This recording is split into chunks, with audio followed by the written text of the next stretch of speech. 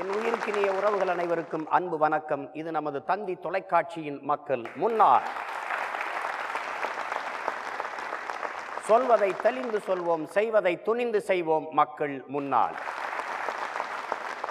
இது நமது மண்ணும் மக்களும் நாள்தோறும் சந்திக்கின்ற எண்ணற்ற சிக்கல்களை பற்றி இங்கே அலசுவோம், ஆராய்வோம். தெளிவும் முடிவும். மக்கள் முன்னாள். இது எல்லோரும் போற்றும் நிகழ்ச்சி மட்டுமல்ல, எல்லாவற்றையும் மாற்றும் எளிய மக்களின் புரட்சி. என் அன்பு உறவுகளே, இன்றைய விவாதத்தில் நாம் ஊழலை பற்றி விவாதிக்க இருக்கிறோம். ஊழல் நமது தேசத்தில் ஒரு புரையோடிய புற்றுநோயாக மாறி இருக்கிறது. ஊழல்களே இல்லாத துறைகளே இல்லை என்கிற நிலைக்கு நமது நாடு மாறி இருக்கிறது. இன்றைக்கு உலகத்தில் ஊழலிலே மிகச்சிறந்த உயர்ந்த நாடு நமது நாடு என்கிற நிலைக்கு இன்றைக்கு வளர்ந்து இருக்கிறது. இதை ஒழிக்க முடியுமா? ஒழிக்க முடியாதா? ஏனென்றால் ஊழலை உண்ணாவிரதம் இருந்து ஒழிக்க முடியாது என்பதை நாம் உணர்ந்து இருக்கிறோம். உளமாற உணர்ந்துதான் இந்த ஊழலை ஒழிக்க முடியும். அதை பற்றி இங்கே விவாதிக்க இருக்கிறோம். அதற்கு முன்பு இந்த காணொளியை காண்போம்.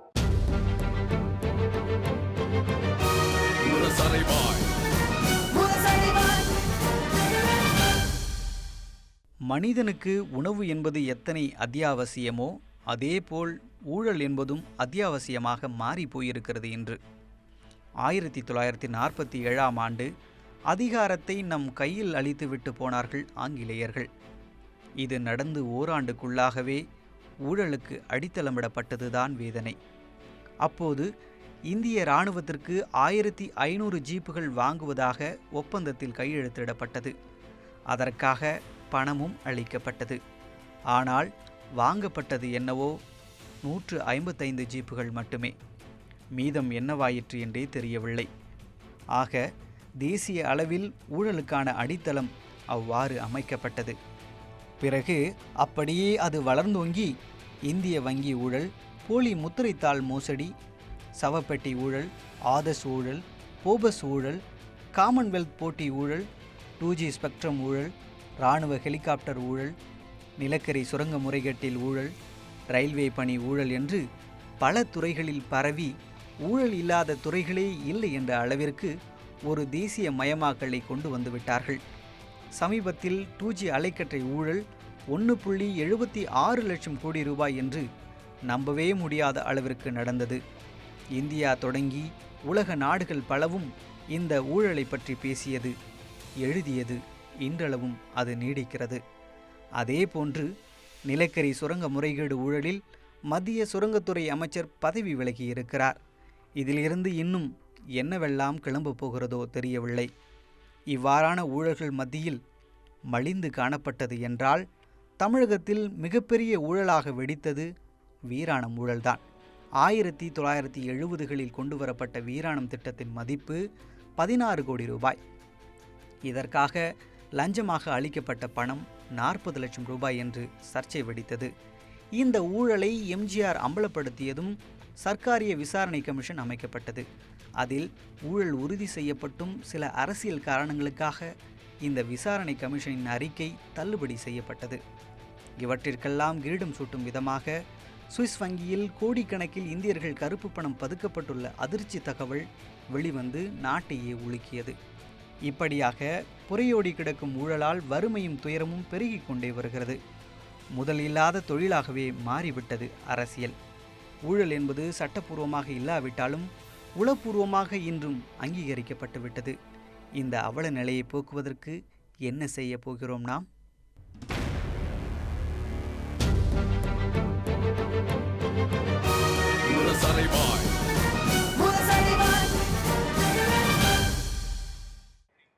இதை பற்றி விவாதிப்பதற்கு அரங்கத்தில் நம்மோடு மதிப்புமிக்க பெருமக்கள். இங்கே திருமிகு செல்வராஜ் அவர்கள், வெளிப்படை ஊழல் ஒழிப்பு இயக்கம், NL ராஜா அவர்கள், பெருமதிப்பிற்குரிய பெருமகன், சென்னை உயர்நீதிமன்ற வழக்கறிஞர், ஊழலுக்கு எதிராக பல வழக்குகளை போட்டவர், சமூக ஆர்வலர். இங்கே பெருமதிப்பிற்குரிய ஐயா முன்னாள் தேர்தல் ஆணையர் கோபால்சாமி அவர்கள். ஐயா, நீங்கள் சொல்லுங்கள், தேர்தல் ஆணையத்தினுடைய தலைவராக இருந்திருக்கிறீங்க. இந்த வாக்குக்கு பணம் கொடுக்காமல் இருப்பதை தடுக்கிறதுக்கு நீங்கள் பெருமுயற்சி எடுத்திருக்கிறீங்க. இவ்வளவு தூரம் நம்ம நாட்டில் ஊழல் பெருத்து போயிருப்பதற்கு என்ன காரணம்னு நீங்கள் நினைக்கிறீங்க? முதல் காரணம் என்னன்னா, அரசியலில் நுழைவது, அரசியலில் பங்கெடுப்பது, மக்களுக்கு தொண்டு புரிவதற்காக என்ற ஒரு கோட்பாடு இருந்ததே, அது இன்றைக்கு இருப்பதாக தெரியவில்லை. மக்களுக்கு தொண்டு என்பது ஒரு சைட் பிஸ்னஸ். மெயின் பிஸ்னஸ் என்னன்னு கேட்டிங்கன்னா, நாம் பணம் பண்ண வேண்டும் அப்படிங்கிற ஒரு நிலை வந்து. சரிங்க, அதுதான் அது காரணம். பல தளங்களில் இதுக்கான போராட்டங்கள் நடந்திருக்கு. இங்கே பாருங்கள், ஊழலை ஒழிக்கிறதுக்கு இயக்கம் வைத்து போராடுறாங்க. ஊழலுக்கு எதிராக பல வழக்குகளை ஐயா போன்றவர்கள் போட்டிருக்காங்க. இப்போ அண்ணா சாரை போன்ற பெருமக்கள் பட்டினி போராட்டத்தை கூட செய்து பார்க்குறாங்க. ஆனாலும் இதை ஒழிக்க முடியலையே. ஒழிக்க முடியுமா முடியாதா ஐயா? முடியும். ஆனால் 4 பேர் சேர்ந்தால் நடக்காது. 4 கோடியும் இல்லை, 40 கோடி சேர்ந்தால் தான் நடக்கும்.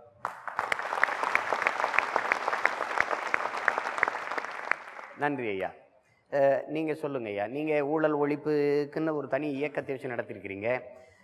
ஊழலுக்கு எதிராக பல வழக்குகளை நீங்கள் போட்டிருக்கிறீங்க. இதில் ஏதாவது பலன் அடைஞ்சிருக்கீங்களா? நிச்சயமாக பலனடைந்திருக்கிறோம். இதனால் பெரிய அளவில் நிர்வாகத்தில் பல நிலைகளில் மாற்றங்கள் ஏற்பட்டு கொண்டிருக்கின்றன. ஐயா சொன்னாங்க முடியும்னு. நிச்சயமாக ஊழலை ஒழிக்க முடியும். ஊழல் யாருக்காக ஒழிக்கப்பட வேண்டும்? பொதுமக்களுக்காகத்தான் ஊழல் ஒழிக்கப்பட வேண்டும். அந்த பொதுமக்கள் நினைத்தால், அந்த எண்ணத்தின் அடிப்படையில் செயல்பட்டால் நிச்சயமாக ஊழலை ஒழிக்க முடியும். இப்பொழுது இந்த நாட்டில் வந்திருக்கிற ஒரு சட்டம் இருக்குது. 2005ஆம் ஆண்டில் ஒரு சட்டம் வந்திருக்கிறது, ரைட் டு இன்ஃபர்மேஷன் ஆக்ட், தகவல் உரிமை சட்டம். இந்த சட்டத்தை முழுமையாக பொதுமக்கள் அனைவரும் பயன்படுத்த ஆரம்பிப்பார்களேயானால் எந்த ஒரு நிர்வாக அமைப்பிலும் ஊழல் என்பதற்கு கொஞ்சம் கூட இடமே இருக்காது. அந்த அளவுக்கு ஊழலை ஒழிக்க முடியும். புரியுது. நன்றி ஐயா. ராஜா ஐயா, நீங்கள் சொல்லுங்கள். ஊழலுக்கு எதிராக பல வழக்குகளை நீங்கள் எதிர்கொண்டிருக்கிறீங்க. இந்த நிலையை மாற்றுவதற்கு நாம் என்ன செய்யணும்னு நீங்கள் நினைக்கிறீங்க? அதாவது ஊழலை ஒழிப்பதற்கு ஒரு மேஜிக் ரெமெடி கிடையாது. உடனே நம்ம ஒரு மேஜிக் பண்ணி எல்லா ஊழலையும் ஒழிச்சிடலாங்கிற நிலைமை கிடையாது. சில விஷயங்கள்லாம் நம்ம ஊழலை ஒழிச்சிருக்கோம். ஒரு சின்ன உதாரணம் கொடுக்குறேன். தொலைபேசிக்காக முன்னாடி ஒரு விண்ணப்பம் கொடுப்போம். 6 வருஷம் 7 வருஷம் ஆகும் உங்களுக்கு ஒரு தொலைபேசி கிடைக்கிறதுக்கு. இது சீக்கிரமாக உங்களுக்கு கிடைக்கணும்னா யாருக்காவது போய் நீங்கள் பிரைப் கொடுத்தீங்கன்னா சீக்கிரம் கிடைக்கும். அந்த நிலைமை இப்போ இருக்கா? ஒரு 15-20 வருஷத்துக்கு முன்னாடி இந்த நிலைமை இருந்தது. எப்படி அந்த இடத்துல நம்ம ஊழலை ஒழிச்சோம்? டெக்னாலஜி கொண்டு வந்தோம், தொழில்நுட்பத்தை கொண்டு வந்தோம். தொழில்நுட்பம் உள்ளே வந்ததனால் நம்மால் ஊழலை ஒழிக்க முடிந்தது. இதை நம்மால் சாதிக்க முடியாதுங்கிறதே கிடையாது. நிச்சயமாக நம்மளால் சாதிக்க முடியும். அந்த உற்பத்தியை பெருக்குவதற்காக என்ன முறைகள் நம்மால் செய்ய முடியுமோ அதை நம் கையாண்டு சென்றால் நிச்சயமாக ஊழலை ஒழிப்பதற்கான சாத்தியம் இருக்கிறது. நன்றி. நன்றி ஐயா. இப்போ இதுவரைக்கும் நம்ம நாட்டில் நடந்திருக்க ஊழல் அந்த தொகை $22.23 ட்ரில்லியன்.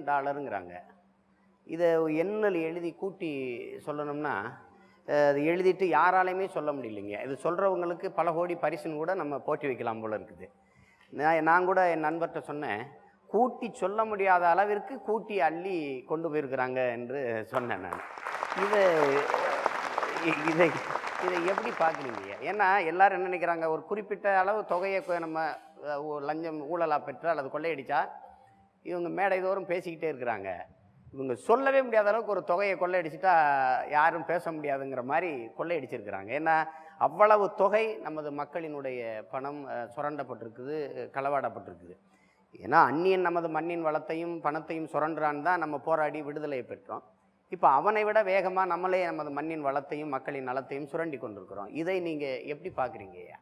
இப்படி பார்க்க வருத்தமான விஷயம் தானே.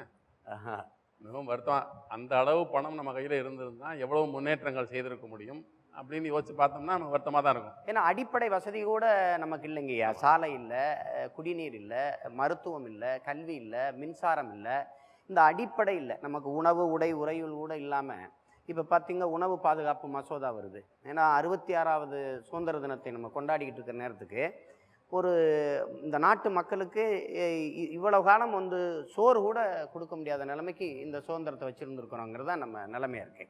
இதை எப்படி சரி செய்யறதுன்னு எதிர்கால தலைமுறை பிள்ளைகளுக்கு என்ன எப்படி சொல்லுவீங்க? இதனோட ஆதாரம் ஜனங்கள் கையில் தான். அதாவது தன்னுடைய அதிகாரங்களையும் தன்னுடைய உரிமைகளையும் நிலைநாட்டிக் கொள்ள எப்பொழுது வந்து ஜனங்கள் முன்வருகிறார்களோ, தட்டி கேட்க என்னைக்கு தன்னுடைய குரலை எழுப்புகிறார்களோ, அன்றைக்கு ஊழல் செய்யும் எவராக இருந்தாலும் சரி, அரசியல்வாதியாக இருந்தாலும் சரி, அதிகாரியாக இருந்தாலும் சரி, பயப்பட ஆரம்பிப்பாங்க. அதுதான் அவர். நன்றி.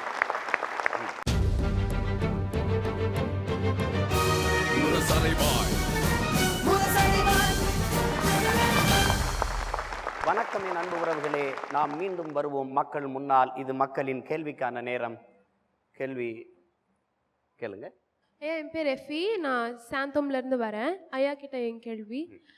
ஐயா, ஊழல் செய்கிற அதிகாரிகளும் சரி, மந்திரிகளும் சரி, அந்த பதவியில் மீண்டும் மீண்டும் வகிச்சுட்டே இருக்காங்களே, அவங்கள தண்டிக்க மாட்டாங்களா? அவங்களுக்கு தண்டனைன்னு எதுவுமே இல்லையா? சரியான நல்ல கேள்வி. அதாவது நீதித்துறையில் அது வந்து ஒரு கேஸாக உருவாக்கப்பட்டு அந்த கேஸு ஒரு குறிப்பிட்ட கால வரைக்குள் முடிய வேண்டும். ஆனால் நம்முடைய செயல்பாடுகளே எப்படி இருக்கின்றன, எப்படி அந்த நீதித்துறையின் செயலை கட்டுப்படுத்தலாம் என்ற வகையிலே செயல்படுகிறார்கள்லாம். பார்த்தீங்கன்னா 20 வருஷம் ஆகும். 20 வருஷத்துக்கு அப்புறம் ஒருத்தர் மேல் கோர்ட்டில் முறையீடு செய்து, இப்போ ரீசெண்டாக ஒரு கேஸ் வந்து ஒரு கொஞ்ச நாள் முன்னாடி, யார் பேர் சொல்லனா, கிட்டத்தட்ட 1995லேருந்து அந்த கேஸ் நடக்குது. அவருக்கு எத்தாப்பில் கேஸ் நடக்குது. பெரிய அரசியல்வாதி. இப்போ அவர் வந்து சுப்ரீம் கோர்ட்டுக்கு போயிருக்காரு. என்ன சொல்கிறாருன்னா, இப்போ புதுசாக வந்திருக்கிற மேஜிஸ்ட்ரேட் ரொம்ப வேகமாக செயல்படுகிறார் அப்படின்னு சொல்லி என்ன சொன்னார், வேகமாக செயல்படுகிறாருன்னா நல்லது தானேன்னு கேட்பாங்கல்ல. அதனால அவர் என்ன சொல்கிறாருன்னா, இந்த மேஜிஸ்ட்ரேட் இருக்கிறாரே, அவர் வந்து இன்னாருக்கு பார்த்து சொந்தம், அதனால் என்னை வந்து எனக்கு எதிராக செயல்படுவார்னு நான் நினைக்கிறேன். வேகமாக செயல்படுகிறார். எப்பொழுது வேகமாக செயல்படுகிறார்? 20 வருஷத்துக்கு அப்புறம். அதுவே அவங்களுக்கு தெரியுது. அதாவது 20 வருஷங்கிறதே ரொம்ப சிறிய காலகட்டம். அதுக்குள்ளே இது பண்ணுறாங்களே, இன்னொரு 20 வருஷம் போனால் பரவாயில்லையா. அதுக்கு உதாரணம் பாருங்கள். இன்னொரு உதாரணம் பாருங்கள். இது இந்த நாட்டில் நடக்குது. சமீபத்தில் படிச்சிருப்பீங்க, இத்தாலியில் ஒரு பிரைம் மினிஸ்டர் இருந்தார். அவருக்கு எத்தாப்பில் பதவி இறங்கினதுக்கப்புறம் அவருக்கு எத்தாப்பில் ஊழல் குற்றச்சாட்டுகள் எழுந்தன. 2 வருடங்களுக்குள் அந்த கேஸ் ஒரு கேஸ் முடிவு பெற்று அவருக்கு தண்டனையும் கொடுக்கப்பட்டிருக்கு. தண்டனை காலம் எவ்வளவு என்பது, தண்டனை சீக்கிரமாக கிடைக்கும்னா தான் பயப்படுவாங்க. அந்த நிலை உருவாகும். அது உருவாகினா தான் சட்டத்திட்டங்கள் என்று இருக்கிறது, அந்த சட்டத்திட்டங்களுக்கு ஒரு மதிப்பு இருக்கிறது என்ற காலம் வந்தால் தான் இது சீக்கிரமாக நடக்கும். நன்றி ஐயா. நன்றி ஐயா. வணக்கம். என் பேர் முருகன். நான் சிவாசிலேருந்து வரேன். அதாவது பார்த்தீங்கன்னா, வெளிநாட்டில் உள்ள கருப்பணத்தை பூரா கொண்டு வந்தால் நம்ம நாட்டோட கடன் அடைக்கலாங்கிறாங்க. அப்புறம் ஏன் கொண்டு வர மாட்டேங்காங்க? அதாவது இந்த வெளிநாட்டிலேருந்து வர வேண்டிய கருப்பு பணம்னு நம்ம சொல்லுவது, இதில் எவ்வளவு தூரம் உண்மை, எவ்வளவு வந்து நிறையாக பணம் வெளிநாட்டில் இருக்கிறது என்று நமக்கு தெரியும். இதை உள்ளே கொண்டுவதற்காக என்ன தடைகள் இருக்கிறது என்று நமக்கு சரியாக தெரியவில்லை. ஏன்னா பாராளுமன்றத்தில் இதை பண்ணலாங்கிறாங்க, அப்புறம் பண்ண முடியாதுங்கிறாங்க. இது ஏன் பண்ண முடியாது? இதற்கும் தடைகள் என்ன? இந்த தடைகளை நாம் எப்படி தகர்ப்பது என்பதை பற்றி அரசியல் தலைவர்கள் தான் நம்மிடம் சொல்ல வேண்டும். இதை வந்து செய்யாமல் பல காலங்கள் இதை பற்றி பேசிக்கொண்டே இருக்கிறோமே தவிர, இதற்கான இந்த பிரச்சனைக்கு ஒரு முடிவு, ஒரு தீர்வு எப்படி காண முடியும் என்பதற்கு அத்தனை தலைவர்களும் கூட்டு சேர்ந்து இதற்கு ஒரு பிரச்சனைக்கு ஒரு தீர்வு காண வேண்டும் இல்லவா? அது நடக்க மாட்டேன்னு நினைக்கிறேன். ஏதோ ஒரு ஜாதி சான்றிதழ் அல்லது ஒரு வருமான வரி சான்றிதழ் கேட்டு ஒரு தாலுகா ஆஃபீஸில் போகிறாருன்னு வச்சுக்குவோம். அங்கே போனால் என்ன பண்ணுவாங்க, ஒரு அப்ளிகேஷனை கொண்டு கொடுத்தா என்னத்தையும் ஒன்று பண்ணுவாங்க, அக்னாலேஜ் பண்ணணும், அதெல்லாம் பண்ணுறது கிடையாது, அதெல்லாம் தனி விஷயம். என்ன கேட்பாங்க, இவ்வளோ பணம் கொடுத்தால் உனக்கு தான் தர்றேன்னு சொல்லுவாங்க. நேருக்கு நேராக பேரம் பேசுவாங்க. இந்த இடத்துல பொதுமக்கள் உடனடியாக செய்ய வேண்டிய ஒரு காரியம் இருக்கிறது. என்னன்னா, அப்படி கேட்குறாங்கன்னா அவங்கள்ட்ட திருப்பிட்டு கேட்கணும். நான் பணம் தரணும்னா அந்த பணத்துக்கு முழுசா ரசீது கொடுப்பீர்களா? இல்லைன்னு சொன்னா இந்த பணம் எதுக்காக கேட்குறீங்க அப்படின்னு அவருக்கு காதுக்கு மட்டும் கேட்குற மாதிரி கேட்கக்கூடாது. ஒரு அலுவலகத்தில் போய் நின்று கொண்டு அலுவலகத்தில் இருக்கக்கூடிய அத்தனை பேருக்கும் கேட்கும் அளவில் சத்தமாக கேட்க வேண்டும். அப்படி கேட்கும்போது என்ன ஆகும்னா உடனே நமக்கு ஒரு சந்தேகம் வரும், நம்ம போன வேலை நமக்கு ஆகாது, கெட்டு போயிடும் அப்படின்னா உடனே நமக்கு ஒரு எண்ணம் வரும். இல்லை, அங்கே இருக்கக்கூடிய நிலைமையே வேற. ஏன்னா இந்த ஊழல் புரிபவர்கள் எல்லாம் உண்மையிலேயே அடிப்படையிலேயே பயத்துடனே இருப்பார்கள். இந்த ஆள் சத்தமாக ஒரு கேள்வி, நான் எதுக்கியா பணம் தரணும்னு கேட்டுட்டாருன்னா அதுவே அவருக்கு ஒரு கூனி குறுகலாக இருக்கும். அவளுக்கு எவ்வளவு மோசமான ஆளாக இருந்தாலும் சரி, ஒரு ஒரு தாழ்வு மனப்பான்மை உருவாகும், ஒரு பய உணர்வு உருவாகும். உடனே என்ன செய்வார் தெரியுமா? தனியாக கூப்பிட்டு, தம்பி கோச்சிக்காத, நீ நாளைக்கே நாளை கழிச்சா வா, உனக்கு நான் சர்டிஃபிகேட்டை கொடுத்துறேன் பாரு. ஏன் தெரியுமா? இவர் மேலே பரிதாபப்பட்டு கொடுக்கறது இல்லை, இவர் சத்தம் போட்டதுனால இன்னும் வேற பொதுமக்கள் யாராவது இருந்தாங்கன்னா இவரோட சேர்ந்துட்டாருன்னு வைங்க, அவங்கள்ட்ட இருந்து வரக்கூடிய வருமானமும் நின்று போயிடும், நம்ம குழப்பம் கெட்டு போயிடும். அதனால இவன் ஒருத்தனுக்கு மட்டும் கொடுத்து அனுப்பிச்சிடுவான் அப்படிங்கிற ஒரு நல்ல எண்ணத்தில், நல்ல எண்ணம் தானே அது, அந்த மாதிரி தான் இருக்கிறாங்க. இதனால இந்த இடத்துல பொதுமக்களின் பங்கு, ஒரு சாதாரண எளியவர்களாக இருந்தாலும் எந்த அலுவலகத்திலையும் சென்று தைரியமாக ஒரு கமாண்டிங் தோரணையில் செயல்பட தொடங்குங்கள். நிச்சயமாக எந்த பணியாளர் நம்மை மிஞ்சி செயல்பட முன்வர மாட்டார்.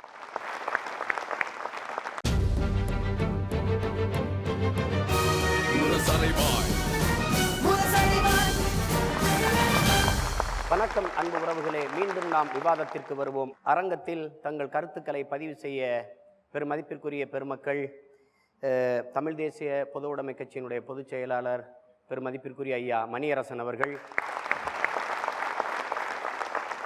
மத்திய புலனாய்வுத்துறையின் முன்னாள் அதிகாரி பெருமதிப்பிற்குரிய ஐயா ரகோத்தமன் அவர்கள், பெருமதிப்பிற்குரிய காங்கிரஸ் கட்சியின் மூத்த நிர்வாகி மாமா திருச்சி வேலுச்சாமி அவர்கள், பெருமதிப்பிற்குரிய பெருமகள் மருத்துவர் தமிழிசை சவுந்தரராஜன் அவர்கள், பாரதிய ஜனதா கட்சியின் தேசிய செயலாளர். ஐயா, நீங்கள் சொல்லுங்கள், இன்னைக்கு இந்தியா வல்லரசாகும் என்ற 2020 வல்லரசாகும் என்ற பெருங்கனவோடு நம் தேசத்தின் தலைவர்கள் எல்லாம் சொல்லி கொண்டு இருக்கிறாங்க. ஆனால் ஊழலில் இந்தியா மிக முதன்மையான இடத்துக்கு முன்னேறி கொண்டு இருக்கிறத நம்ம பார்க்குறோம். எந்த முன்னாடி நூற்றுக்கணக்காக ஆயிரக்கணக்காக ஊழல் செய்தது போக இன்றைக்கி 1,70,000 கோடி 1,80,000 கோடி இப்படி கேட்குறோம். ஆனால் இந்த பணங்கள் இதுக்கு எத்தனை சுழி என்று எண்ணிக்கொண்டிருக்கிறதுலே குழப்பம் இருக்குது. இப்போ இந்த நிலைக்கு என்ன காரணம்னு நீங்கள் நினைக்கிறீங்க? இந்தியா வல்லரசு ஆகிறது முடியுமோ முடியாத ஊழல் அரசாக ஆகிவிட்டது.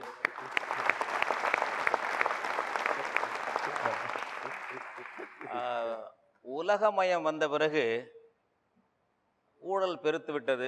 ஊழலும் உலகமயம் தாராளமயம் ஆயிடுச்சுன்னு சொல்றீங்க? ஆமாம், உலகமயம் என்பதனுடைய மறுபெயர் ஊழல் மயம் என்று ஆகியிருக்கிறது. இப்போ இந்த ஊழலை ஜனநாயகப்படுத்தியிருக்கிறார்கள் நம்முடைய தலைவர்கள்.